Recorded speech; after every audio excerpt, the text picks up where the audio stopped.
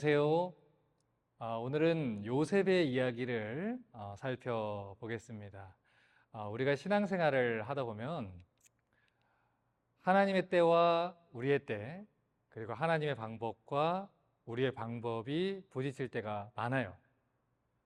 야곱이라는 사람이 하나님의 방법과 우리의 방법이 부딪힐 때 어떻게 해야 되느냐, 이것을 가르쳐 준 사람이라고 한다면 이 요셉이라는 사람은 그보다 한 발자국 더 나아갑니다. 하나님의 사람들은 모든 것이 하나님의 때에 그리고 하나님의 방법대로 이루어질 것이다. 이 사실을 믿어야 한다. 이것을 알려주는 사람으로 등장을 하죠. 요셉의 이야기는요, 요셉이 꿈을 꾸었다라는 이야기로 시작이 되는데 창세기 37장 5절을 보면 요셉이 꿈을 꿉니다. 첫 번째 꿈은 밭에서 곡식단을 묶는데 요셉의 단이 일어서고 형들의 단이 요셉의 단을 향해서 절을 했다라는 내용이었고요. 두 번째 꿈은 해와 달과 11별이 요셉에게 절을 하는 꿈이었죠. 그런데 요셉이 자기의 꿈을 가족들에게 이야기를 했더니 아버지는 요셉을 꾸짖었고요. 형들은 요셉을 더욱더 시기하게 되었어요. 사실 이 어렸을 때부터 받았던 야곱의 차별 때문에 요셉의 형들은 요셉한테 별로 감정이 안 좋았습니다. 그런데 야곱은 이스라엘이라는 이름을 하나님으로부터 받고서도 여전히 아들들을 차별하는 그 모습을 지금까지도 못 버렸던 것이죠. 창세기 37장 3절을 봅니다. 요셉은 노년에 얻은 아들이므로 이스라엘이 여러 아들들보다 그를 더 사랑함으로 그를 위해 채색옷을 지었더니. 지금 이 구절에는 비교급의 문장이 기록되어 있는데 이 말은 이 야곱이 요셉을 다른 아들들보다 더 사랑했다라는 겁니다. 다시 말해 야곱이 아들들을 어떻게 했다? 차별을 했다라는 거죠. 아무리 늦둥이라고 해도요, 아무리 요셉이 사랑하는 라헬이 남겨준 자식이라고 해도 이렇게 차별하면 다른 아들들의 마음이 어떻겠어요? 당연히 미운 것이지요. 그러니 이 야곱의 차별 때문에 그 형들이 요셉을 질투하게 되는 게 당연한 겁니다. 그런데 가뜩이나 미운데 이 요셉이라는 아이가 더 미운 짓을 했어요. 창세기 37장 2절을 보니까 야곱의 조건은 이러하니라. 요셉이 17세의 소년으로서 그 형들과 함께 양을 칠 때 그의 아버지 아내들 비라와 실바의 아들들과 더불어 함께 있었더니 그가 그들의 잘못을 아버지에게 말하더라. 형들이 뭐만 하면 아버지한테 가서 고자질하는 거예요. 그러니까 형들에게 있어서 아버지 야곱은 자기들을 차별하는 아버지일 뿐이고 형들에게 있어서 요셉은 그냥 고자질쟁이고 아버지의 힘을 등에다 업고 까부는 그런 배다른 동상이었을 뿐인 거죠. 창세기 37장 3절 다시 볼게요. 요셉이 노년에 얻은 아들이므로 이스라엘이 그를 더 사랑해서 채색옷을 지었다라고 얘기를 하는데, 자, 지금 이 3절에 채색옷이라고 써 있는 이 히브리 단어를 살펴보면요, 이 발끝까지 덮는 통옷을 얘기를 합니다. 그 당시에 애굽과 그 근방의 사람들이 굉장히 많이 입었던 옷을 얘기를 하는데, 이 옷은요, 발목과 또 손목까지 이렇게 내려오고 이 소매와 가장자리가 돌아가면서 좁게 자수가 놓여 있는 아주 긴 세마포 옷이었다라고 얘기해요. 자, 그런데 중요한 거는 이 옷이 어떻게 생겼느냐가 아니고 이 옷이 누가 입었느냐가 중요한 거죠. 생계를 위해서 땀 흘릴 필요가 없는 사람들만 입는 옷이었다. 그게 중요한 거예요. 보통 그 당시에 노동을 하는 사람들이거나 아니면 양식을 벌어오기 위해서 땀을 흘려야 되는 사람들은요, 아주 편하게 입을 수 있는 짧고 염색된 옷을 주로 입었어요. 왜냐하면 얼룩도 안 져야 되고 늪지대도 가끔 헤쳐야 되고 산을 또 기어 올라야 되고 맹수와도 싸워야 되고 그렇게 해서라도 양식을 구해야 집이 살았기 때문에 말 그대로 작업복이라는 것을 형들이 입고 있는 것이죠. 그런데 아버지가 요셉을 사랑한다는 이유로 채색옷을 입혀놓고 전혀 일을 시키지 않았다라는 거예요. 그러니까 만약에 요셉이 형들을 사랑해서 아버지에게 고자질을 한 거라면 형들 고생할 때 이 채색 옷을 입고 가만히 앉아있지는 않았겠지요. 오히려 당장이라도 가서 작업복으로 갈아입고 가서 형들을 도왔다면 형들의 마음이 조금 더 풀리지 않았겠습니까? 그러니까 이 형들 입장에서 요셉은 아주 얄밉게 일할 때만 빠져 있다가 건수만 생기면 가서 고자질하는 철부지 어린아이였다라는 거예요. 그런데 그런 상태에서 꿈을 자랑하니까 얼마나 믿겠습니까? 창세기 37장 7절과 8절 보세요. 우리가 밭에서 곡식단을 묶더니 내 단은 일어서고 당신들의 단은 내 단을 둘러서서 절하더이다. 그의 형들이 이르되 내가 참으로 우리의 왕이 되겠느냐? 참으로 우리를 다스리게 되겠느냐? 하고 그의 꿈과 그의 말로 말미암아 그를 더욱 미워하더니. 꿈뿐만 아니에요. 말도 얄밉게 하는 거죠. 그래서 미운 것이죠. 그런데 이쯤 하면 그만해야 되는데 눈치도 없어요. 그래서 두 번째 꿈을 또 얘기를 합니다. 자, 그런데요, 어떤 분들은 그래요. 요셉을 옹호하시니까 아니 자기가 꾼 꿈을 꿨다라고 얘기하는 게 뭘 그렇게 나쁩니까? 라고 얘기하시지만 내 곡식단이 절을 받으려면 다른 곡식단은 절을 해야 되잖아요. 그게 미운 거예요. 그걸 두 번이나 듣고 기분 안 나쁠 사람이 어디 있겠습니까? 내가 너희의 대장이 될 거야. 너희는 나에게 절을 하게 될 거야. 그러니 당연히 열이 받는 것이죠. 물론 이 요셉이 꿈을 꾼 그 사실이 나쁜 게 아닙니다. 꿈은 내가 꾸고 싶다고 꾸는 게 아니잖아요. 꿈은 꾸어지는 거거든요. 하나님이 꾸게 하신 거잖아요. 그런데 모든 것이 가나 모든 것이 내게 유익한 것은 아니다. 가뜩이나 이 아버지한테 차별받아서 불편한 그 형들의 마음에다 기름을 붓는 게 하나님 자녀로서의 모습은 아닌 거죠. 사실 이 요셉은요, 형들의 마음이 상처 입지 않게 하기 위해서라도 잠잠했어야 됐어요. 그런데 요셉의 욕심과 또 뽐내고 싶어하는 마음이 자랑하게 하는 것이죠. 지기 싫어하는 마음과 어떤 마음이겠어요? 나는 너희들과 다른 존재야. 이런 교만한 마음이 하나님이 주신 그 꿈을 이용해서 형들과 경쟁하게 만드는 겁니다. 이게 요셉이 가진 문제였다고요. 물론 그렇다 해서 요셉의 형들의 행동이 정당했다는 건 아닙니다. 아무리 미워도 어떻게 동생을 죽이려고 합니까? 하나님을 섬기는 가정에서 가족을 죽이는 이런 일이 어떻게 벌어집니까? 하지만 자기 마음에 안 들면 가족까지도 노예로 팔아넘길 수 있는 사람들.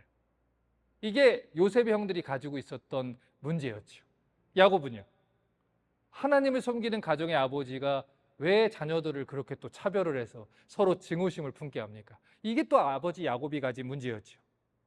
그러니 이런 모든 문제들이 야곱의 가족 안에 있었고 마치 시한폭탄처럼 불안하게 하루하루를 살고 있었던 거지요. 그러던 어느 날 결국 사건이 발생합니다. 창세기 37장 12절부터 14절에 그 형들이 세겜에 가서 아버지의 양떼를 칠 때 이스라엘이 요셉에게 이르되 내 형들이 세겜에서 양을 치지 않느냐? 너를 그들에게 보내리라. 요셉이 아버지에게 대답하되 내가 그리하겠나이다. 이스라엘이 이르되 가서 내 형들과 양떼가 다 잘 있는지를 보고 와 내게 말하라. 그를 헤브론 골짜기에서 보내니 그가 세겜으로 가니라. 야곱과 그의 가족들이 이삭의 장례를 치르고 나서 헤브론 골짜기라는 곳에서 살아왔어요. 그런데 그 헤브론의 목초지가 넓기는 한데 야곱이 가지고 있는 그 가축을 다 먹이기에는 조금 부족했던 것 같습니다. 그래서 12절을 보니까 요셉의 형들이 그 가축들의 먹을 것을 찾아 멀리 멀리 가다가 세겜이라는 곳까지 가서 소식이 끊긴 거예요. 그런데 그 당시 핸드폰이 있습니까? 인터넷이 됩니까? 아버지가 마음이 굉장히 불안해져서 요셉을 보내게 되는 것이죠. 자, 그런데 지금 이 부분에서 이런 질문을 해야 돼요. 왜 요셉을 보냈을까요? 야곱이 많은 종들을 데리고 있었단 말이에요. 형들이 미워한다는 것도 알고 있었을 거고요. 그런데 굳이 왜 야곱이 요셉을 보냈느냐라는 질문을 우리는 좀 해봐야 됩니다. 이에 대한 대답을 시편 105편 17절부터 19절이 이렇게 해요. 그가 한 사람을 앞서 보내셨으며 요셉이 종으로 팔렸도다. 자, 여기서 말하는 그가라는 존재가 야곱입니까? 아니면 하나님입니까? 하나님이잖아요. 그러니까 표면적으로는 야곱이 요셉을 보낸 것처럼 창세기에는 나오지만 이 시편의 말씀을 보니까 야곱의 뒤에서 그 일을 하도록 일하신 분이 하나님이셨다. 성경이 얘기를 하고 있다고요. 그리고 이렇게 얘기합니다. 그의 발은 착고를 차고 그의 몸은 쇠사슬에 맸으니 곧 여호와의 말씀이 응할 때까지라. 여호와의 말씀이 성취될 때까지, 하나님의 때가 될 때까지라는 것이지요.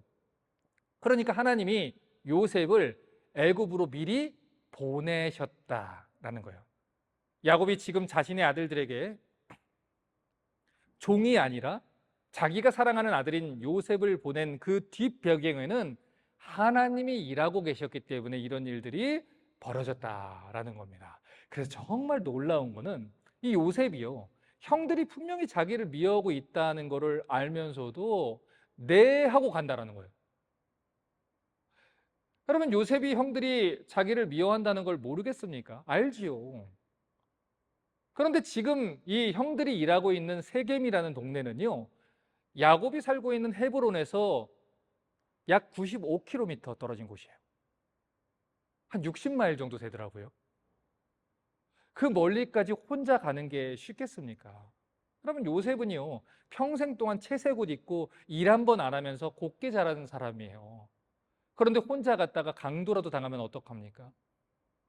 그런데 그곳에 가라고 하는 말에 요셉이 네, 아버지 다녀오겠습니다 하고 순종을 했다라는 거예요.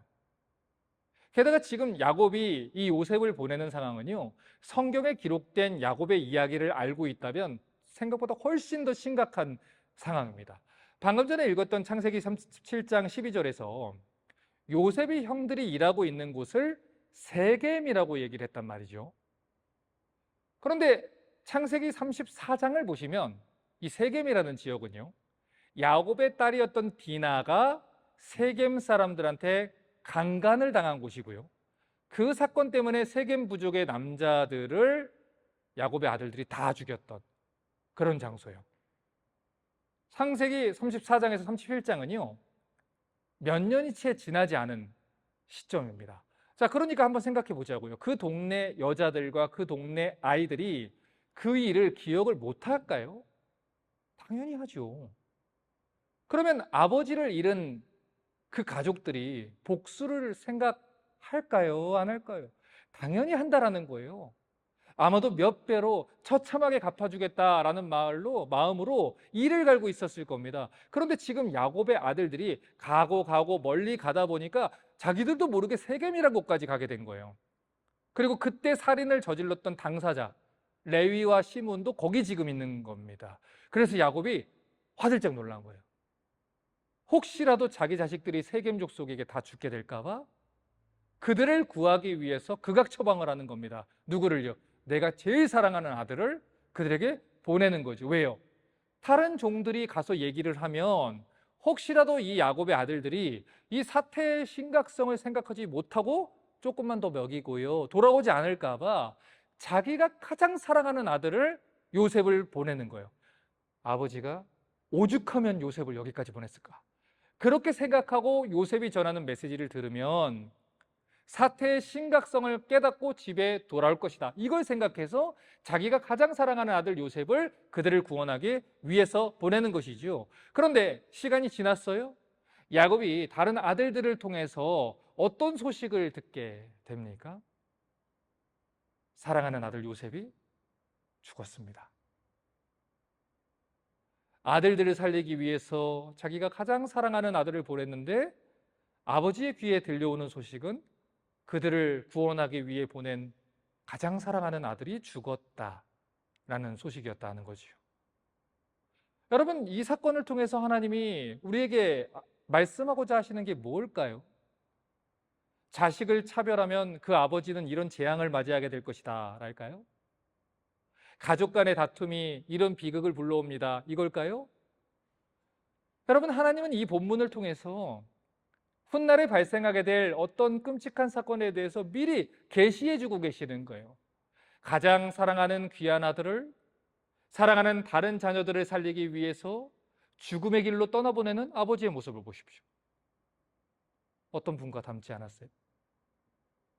또 아버지가 명했다는 이유만으로 자기를 미워하는 형들한테 네, 다녀오겠습니다 하고 찾아가고 있는 이 아들의 모습을 또 보세요. 이 모습도 또 어떤 분과 닮지 않았습니까?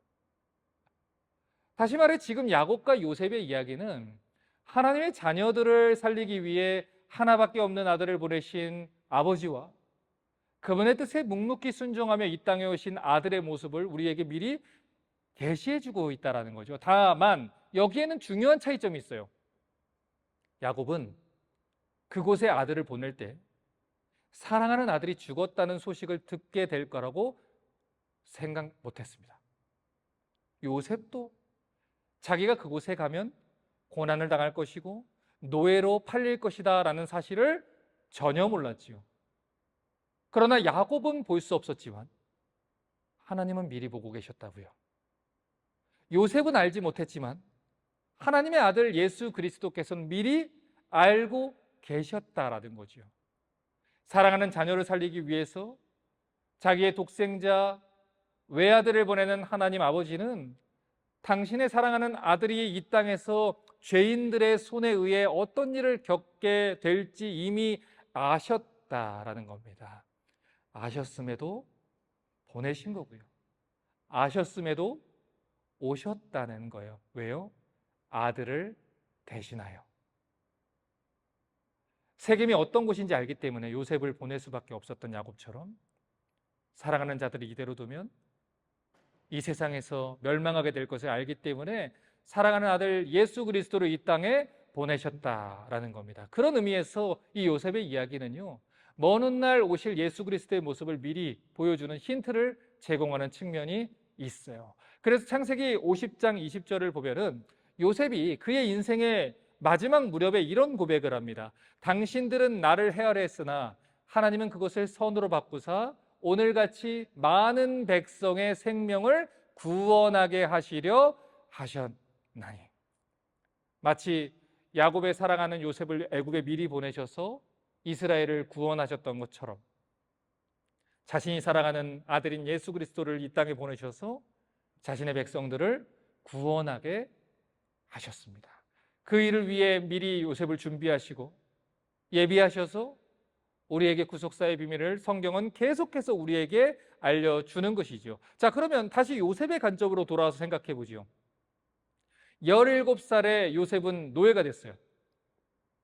어제까지는 사랑받는 아들로 집에 있었다가 하루아침에 노예가 되었지요. 노예 상인들이 이 요셉의 형들에게서 요셉을 사서 이집트로 이제 끌고 갔습니다. 창세기 39장 1절에 요셉이 이끌려 애굽에 내려가매 바로의 신하 친위 대장 애굽 사람 보디발이 그를 그리로 데려간 이스마엘 사람의 손에서 요셉을 사니라. 이집트 왕의 경호대장인 보디발의 노예로 팔려가요.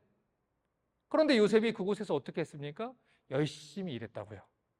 채색옷을 입고 일도 하나 안 해본 사람이 주인이 있든 없든 그냥 열심히 섬겼다고요. 그리고 그런 요셉을 보디발이 예쁘게 보고 자기 가정에 아주 최고 높은 보직에다가 올려줬어요. 그런데 문제는 요셉을 이뻐한 사람이 보디발만이 아니었다라는 거예요. 이 보디발의 아내가 요셉을 이뻐하기 시작하는데 문제는 이제 선을 넘는 것이죠. 39장 10절 보니까 여인이 날마다 요셉에게 청하였으나 요셉이 듣지 아니하여 동침하지 아니할 뿐더러 함께 있지도 아니하니라. 날마다 잠자리를 같이 하자고 하는데 날마다 유혹을 하는데 계속 요셉은 거절하고 있는 거예요. 그러다가 어느 날 집에 아무도 없어서 이 보디발의 아내가 더 적극적으로 요셉을 유혹을 하기 시작합니다. 39장 12절입니다. 여인이 그의 옷을 잡고 이르되 나와 통침하자. 그러나 요셉이 자기 옷을 그 여인의 손에 버려두고 밖으로 나가매. 자, 요셉이 옷을 버려두고 도망을 그냥 가버려요. 지금 요셉이 도망을 가는 그 이유가 무엇입니까?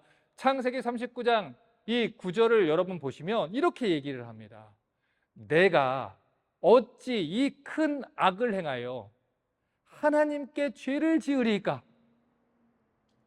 나는 하나님께 죄 지을 수 없다라는 거예요. 여러분, 너무 귀하지 않습니까? 얼마나 하나님 보시기에 요셉이 아름다워 보였을까요? 여러분, 야곱의 모습이 하나님과 반대되는 길로 자꾸 걸어간다면 요셉은 하나님 뜻대로 살려고 애를 쓰니 우리 생각에, 기대에 하나님이 요셉의 인생을 평탄하게 해주시구나, 그런 생각이 드는데, 이 요셉의 이야기는요, 참 의외인 얘기를 해요. 신앙생활이 어려운 것은요, 우리가 경건하게 하나님을 섬긴다는 그 사실이 악한 자들로부터 우리의 안전을 책임지지 않는다라는 거예요. 요셉을 잘 보세요. 요셉이 하나님 앞에서 경건하게 살려고 했더니 그때부터 오히려 보디발 아내가 독이 올라서 요셉을 모함하기 시작하죠. 창세기 39장 13절부터 15절에 그 여인이 요셉이 그의 옷을 자기 손에 버려두고 도망하여 나감을 보고 집사람들을 불러서 이르되 주인이 히브리 사람을 우리에게 데려다가 우리를 희롱하게 하는도다. 그가 나와 동침하고자 내게로 들어오므로 내가 크게 소리 질렀더니 그가 나의 소리 질러 부름을 듣고 옷을 내게 버려두고 도망하여 나갔느니라. 얼마나 억울합니까? 나는 하나님 앞에 죄 짓지 않으려고 했는데 그룹을 지어서 자기를 모함을 하기 시작하는 거예요. 그런데 그 소리를 듣고 보디발이 어떻게 합니까? 요셉이 그럴 리 없어. 내가 당신이 어떻게 할 줄 아는데 요셉 내가 10년 동안 봤는데 요셉은 절대 그럴 사람이 아니야. 삼자대면 해볼까? 이렇게 가는 게 아니에요. 그냥 그 아내의 얘기만 딱 듣고 감옥에 집어 넣어버려요. 노예로 팔려온 것도 억울하잖아요. 그런데 성도답게, 하나님 자녀답게 원망하지 않으려고 애를 쓰면서 살아왔단 말이에요. 유혹이 와도 하나님 앞에 죄 짓지 않으려고 애를 썼는데요, 눈을 딱 떠보니까 감옥이에요. 얼마나 억울할까요? 신실하게 산 결과가 이거예요? 내가 경건하게 산 결과가 이거예요? 내 인생이 왜 말씀에 순종하는데 계속 꼬여가지요? 여러분, 이게 말이 안 되잖아요. 칭찬과 보상은 아니더라도 모함과 감옥에 갇히는 건 아니잖아요. 그런데 이런 요셉의 인생을 성경은 그가 형통했다, 형통한 인생이다라고 얘기를 한다고요.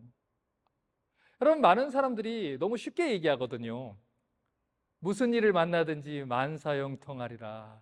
우리 찬송가를 불렀지만 그 형통이라는 말을 너무 쉽게 하잖아요. 그런데 일반적으로 우리가 생각하는 형통은 말 그대로 만사형통이에요. 예수 믿으면 다 잘 된다라는 거지요. 자, 그러면 다시 묻지요. 요셉이 정말 잘 됐나요?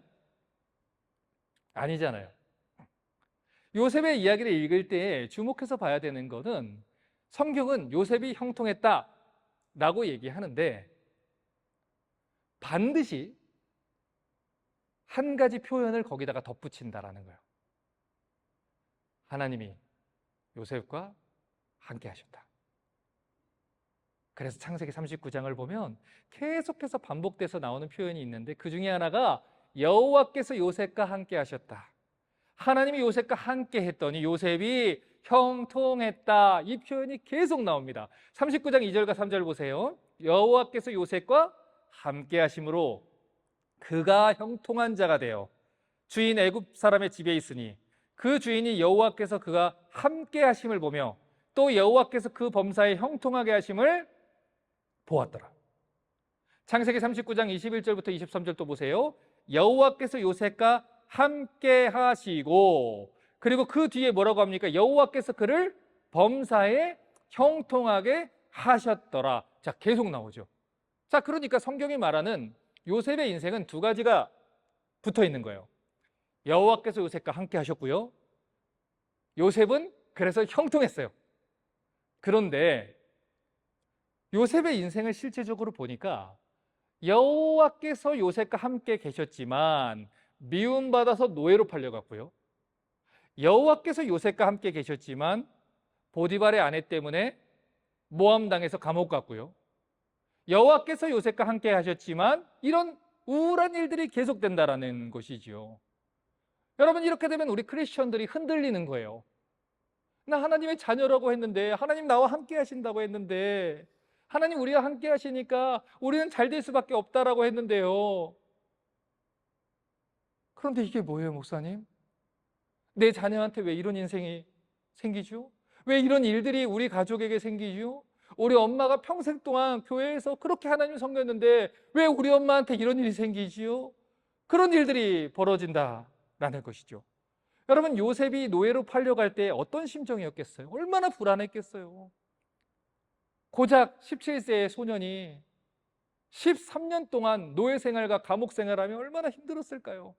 여러분, 근데 그게 형통이겠습니까? 감옥에 들어간 요셉이 그 감옥에서 할렐루야 하면서 무슨 일을 만나든지 만사형통할 것입니다 했겠습니까? 여러분, 그렇게 보이지 않아요. 창세기 40장 14절 보니까요, 당신이 잘 되시거든 나를 생각하고 내게 은혜를 베풀어서 내 사정을 바로에게 아뢰어 이 집에서 나를 건져 주소서. 믿음으로 승리한 사람이 왜 사람한테 사정하고 있습니까? 형통을 경험하고 있는 사람이 왜 사람한테 부탁을 하고 있습니까? 요셉이 괴로워하는 거예요. 지쳐하고 있는 거예요. 쓰러진 거예요. 여러분도 신앙생활 하던 중에 혹시 갑자기 찾아온 고난 때문에 울어본 적이 있으십니까? 혹시 하나님 뜻대로 살아보려고 하는데 상황이 계속 꼬이는 것 같은 순간을 마주하신 적이 있습니까? 요셉이 그랬다라는 거예요. 하나님 뜻대로 살아보려고 애를 쓰는데 상황이 계속 꼬여가는 것이지요. 계속해서 닥쳐오는 환난 때문에 고통당하는 것이지요. 예전에 요셉이 고자질하고 채색 옷 입고 까불었을 때 그때는 뭐 원인 제공이 요셉한테 있었을 수도 있어요. 그때 어려운 일이 닥쳤으면 아, 내가 잘못해서 매를 받는구나, 회개해야겠다, 뭐 이렇게 할 수는 있어요. 그런데 지금 감옥에 갇힌 건 도저히 이해가 되지 않아요. 나 하나님께 죄 짓지 않으려고 한 거거든요. 그러면 하나님이 내가 경건하게 하려고 하는 거면 보디발의 아내가 유혹할 때 막아주셨어야죠. 아브라함을 지켜주셨던 것처럼 너네 요셉 건들면 가만 안 둔다 하셔야지요. 그런데 하나님 어떻게 이렇게 두십니까? 왜 안 막아주십니까? 여러분, 창세기 39장 잘 읽어보세요. 요셉이 형통했기 때문에 노예로 팔려가지 않았더라. 아니죠. 노예로 팔려가요. 그러나 거기서 형통했대요. 감옥에 들어가요. 가서 형통했대요. 노예가 형통해 봐야 노예입니다. 감옥에 갇힌 사람이 형통해 봐야 죄수입니다. 자, 그러면 요셉의 얘기는 무슨 얘기를 하냐고요? 아, 그래도 성경이 형통이라고 하면 그런 줄 알고 있어, 이렇게 믿어야 됩니까? 아니에요, 여러분.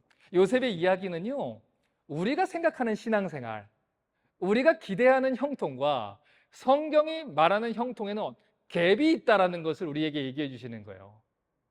하나님이 요셉을 통해 우리한테 말하는 형통이라는 개념은요, 하나님이 우리와 함께 하시니 늘 잘 될 거예요, 이런 얘기가 아닙니다. 오히려 요셉의 이야기는요, 이 세상에서 성도, 크리스천으로 살아가는 게 어떤 것인지를 가르쳐 주는 거예요. 왜요? 우리 하나님 자녀들은요, 세상을 초월해서 살잖아요. 그런데 세상 속에서 살아가는 사람이잖아요. 그런데 우리가 살아가는 이 세상 속에는요, 이런 악한 사람들이 가득하거든요.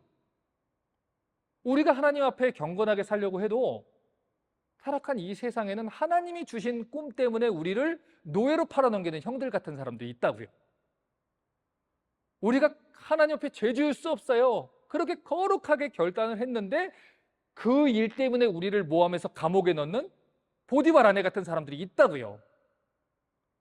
우리가 아무리 충성해도요, 다른 사람의 얘기만 믿고 나를 한순간에 죽일 사람으로 몰아서 감옥으로 집어넣는 보디발 같은 사람들이 있다라는 거예요. 여러분, 그게 우리 크리스천들이 살아가는 이 타락한 세상이라는 거예요.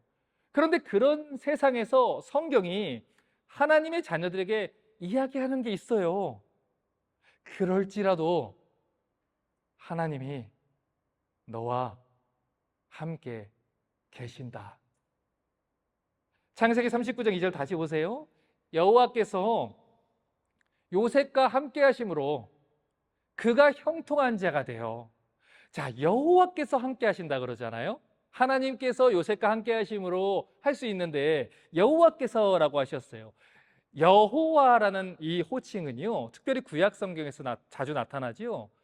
일을 계획하시고 그 일을 지어서 성취하시는 하나님의 호칭이에요. 쉽게 말씀드리면 하나님은 당신이 약속하고 계획하신 내용을 반드시 지키시는 분이다. 그러니 여러분, 여호와 하나님이라고 나오면 약속을 지키시는 하나님, 자신의 계획을 반드시 이루시는 하나님, 이렇게 받아들이시면 좋아요. 그러니 여호와께서 요셉과 함께 하신다라는 건 어떤 의미가 돼요? 하나님이 요셉의 인생이 절대 노예상해라서 끝나게 만들지 않을 것이다, 이거예요. 하나님의 시간표는 움직이고 있고요, 하나님의 계획은 여전히 이루어져 가고 있다라는 거예요. 그것이 감옥이든 노예 상태이든 하나님의 계획은요, 한순간도 틀림없이 이루어져 가고 있다라는 거예요. 그것이 지금 요셉에게 말하는 형통이라는 겁니다. 나한테 왜 이런 일이 닥칩니까? 하나님의 계산 속에 있다라는 것이죠. 하나님의 계획 가운데 있다라는 것이죠. 걱정하지 말아라. 난 실수하지 않는다라는 것이죠. 39장 23절은 말합니다. 간수장은 그 손에 맡긴 것을 무엇이든지 살펴보지 않았으니 여호와께서 요셉과 함께 하심이라. 여호와께서 그를 범사에 형통하게 하셨더라. 감옥에 갇힌 그곳도 우연히 재수없이 우리가 들어가는 게 아니라는 뜻이에요. 오늘날 내가 만나는 사람들, 겪게 되는 일들, 하나님 나한테 왜 이런 일을 주십니까? 라고 원망을 하지만 그 모든 일들은, 그 모든 플랜은 다 누구에게 있다? 하나님에게 있다라는 거예요. 그러나 한 가지 약속합니다. 감옥에 있을 때에도 여호와께서 그와 함께 하셨더라. 노예 상태에 있을 때에도 여호와께서 그와 함께 하셨더라. 무슨 뜻입니까? 나 여호와의 계획을 믿으라는 거예요. 설령 네가 감옥에 있어도 내가 그곳에 함께 있을 것이다. 네가 가장 낮은 자리에서 바닥을 치고 절망스럽게 울고 있는 그 순간 속에서도 여호와께서 함께 있을 것이다. 반드시 너에게 계획한 그 모든 것들을 이루어 너로 하여금 찬송하게 할 것이다. 그것이 요셉의 인생을 통해 우리에게 가르쳐 주시는 메시지입니다. 이제 오늘 강의를 정리해 볼까요? 성경이 말하는 진짜 형통은요, 모든 게 다 내 마음대로 잘 풀려가는 걸 얘기하지 않아요. 오히려 하나님이 언제 어디서든 나와 함께 하십니다. 이걸 얘기를 할 때 요셉이 형통했다라고 얘기합니다. 그러니 하나님을 믿었으니 난 지금부터 모든 게 다 잘 풀릴 거야, 이런 기복신앙의 메시지가 아니고, 하나님이 나와 함께 하시니 그 어디나 하늘나라, 이 고백하는 그런 신앙을 가지셨으면 좋겠어요. 우리가 좋아하는 시편 23편 뭐라 그러죠? 여호와는 나의 목자니 내게 부족함이 없으리로다. 우리가 사망의 음침한 골짜기를 지날지라도 해를 두려워하지 않아요. 주께서 나를 지팡이와 막대기로 지켜주셔요. 원수의 목전에서 상을 베푸셔요. 그러니 내 원수가 앞에 있어도 나는 형통합니다. 사망의 골짜기를 지나도 나는 형통합니다. 여호와는 나의 목자이시니까. 결국 하나님이 우리에게 꿈꾸게 하신 것들, 결국 하나님이 우리에게 계획하셨던 모든 것들, 하나님이 때가 되면 애굽의 머리로 삼을 것이니 너로 말미암아 만민이 구원받게 하실 것이니, 그러니 무너지지 말아라. 주저앉지 말아라. 나를 믿고 내 계획을 믿어라. 그러니 여러분 잘 견디시기를 바랍니다. 무너지지 마십시오. 슬픔에 잠겨서 낙심하지 마십시오. 하나님 딱 바라보고 성경 딱 붙들고 견뎌내실 수 있기를 바랍니다. 하나님이 끝났다라고 할 때까지 끝난 거 아니니까, 하나님 나와 함께 가신다. 그러니 나는 어떤 상황에서도 반드시 형통할 것이다. 그 믿음 가지고 다시 한번 성도답게 리스타트해서 신앙생활 하실 수